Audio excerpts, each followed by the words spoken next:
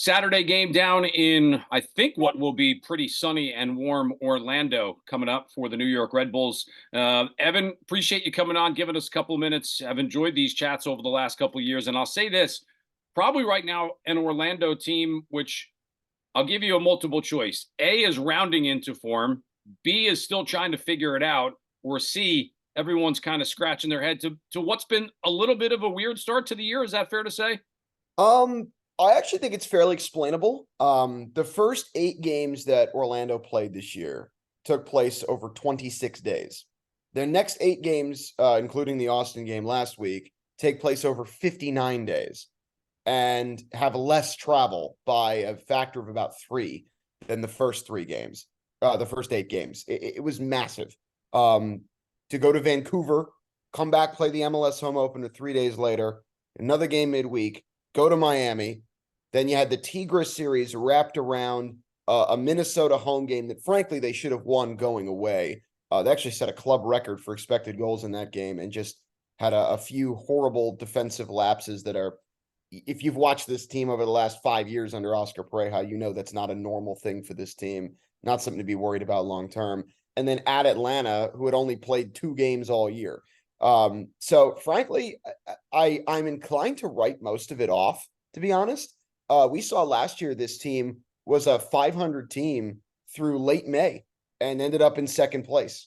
It has always taken new acquisitions a little bit of time to bed in here and find the best fit within this system. It seems like they've started to figure out where at least Nico Lodero and Luis Muriel kind of fit best.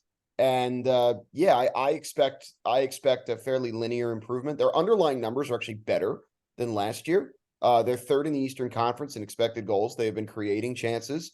The defensive issues I don't think are a long-term worry. I think they're more just sort of individual out of character errors that I expect to get cleaned up. So I guess A would be the closest one.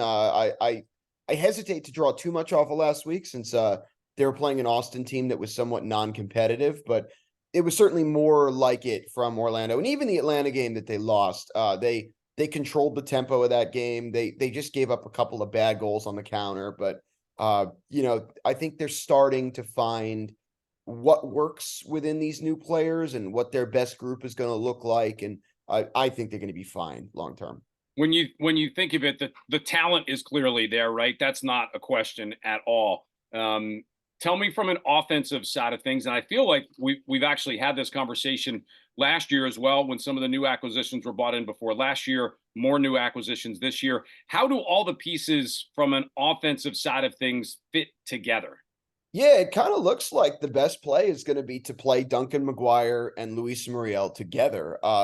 Muriel had a phenomenal career in Italy, most of his career there, a couple of years in Spain with Sevilla, scored over 150 goals in Europe, is a guy that is just a predator. His quality is obvious, and other teams know it too. He attracts so much attention. He doesn't have any box score stats yet, but he is 10th in the league in shot creating actions per 90 minutes. He is absolutely the hub of this attack, or at least has the ability to be. And the difference is Orlando plays with a target forward, right? This system likes to have a number 9 that gets in the box.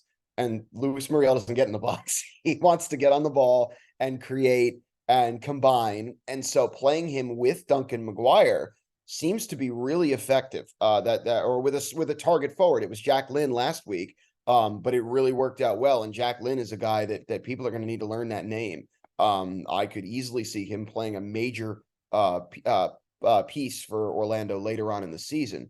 But with Muriel as sort of, and it really isn't a 4-4-2. It's still really the same system. He's mostly just playing as a 10 instead of as a 9. But with him kind of in the center, it is seemingly given more space for other players, particularly the fullbacks, the wingers. Nico Lodero was, I thought, man of the match last week. Now, again, wasn't facing an opposition that looked particularly motivated, but was just conducting the game from a little bit deeper. And his combination with Muriel seems to be really natural. I mean, you just get 2 high quality players in the same place and give them the ability to combine with each other, they're going to make good stuff happen. So I'm optimistic about that. I think that Muriel as the 10 with Maguire or another target forward as the 9 is the right recipe. Remember last year we talked about Orlando was trying to get Mauricio Pereira to work as a deeper lying playmaker with Martino Heda ahead of him. And what turned out to be the solution was putting Wilder Cartagena into the lineup and playing with 2 6s. And in fact, that Red Bull game last year at Red Bull Arena, as I'm sure those watching this I've tried to forget, was a 3-0 drubbing by Orlando that really kicked off their big run to the end of the season. So it was keyed off by that. I think Cartagena and Araujo combined for a goal in that game. So that was the solution last year. This appears to be at least the start of a solution this year, and I'm curious to see how they do, especially in a game where there's going to be a lot more pressure from the opposing defense than there was last week. You know, obviously, so much of the offseason focused on Duncan Maguire and his situation. Is he going? Is he staying? Staying at least for the time being. Seems content. Is that a good way to say it for right now? Well, I'll put it this way. You know, he doesn't have much choice, right? And he's here. But he's got a great attitude about it. He's been a model citizen and he understands, you know, he's got perspective. I'm 23 years old. I'm going to get my chance. If I keep playing well and I keep producing, the opportunity is going to be there for him to go to Europe. It really sucks what happened to him. I felt so bad for him that, you know, it was someone reportedly hitting save instead of submit is the reason why that transfer didn't go through. I'll say though, we're happy to have him. He is some player, yet another draft pick that we have just nailed as a franchise. We love the super draft. There's always talent in the super draft. It's like there's always money in the banana stand, right? You will always find somebody there if you look hard enough. And he's gets on great with his teammates. He's a smart kid. He's a good kid. And again, I really like the way that, you know, Muriel was brought in initially to replace him, and instead they've found a way to really put them together nicely. And it's funny how sometimes the plan, you know, this looks like 2 years running, the plan on paper is not going to be the way they actually end up winning games. But that to me is a mark of a great staff and a great group, is that you find that solution and you're willing to go outside the box and figure out a way to make everything work. And Maguire's attitude has been a big part of that. Orlando has dominated the series as of late. Red Bull will try and turn things around Saturday down in the land of Disney, dare we say. Evan, appreciate you hopping on, giving us a couple minutes. Look forward to catching up with you in person in the next 24 hours. Absolutely, Matt. Thanks.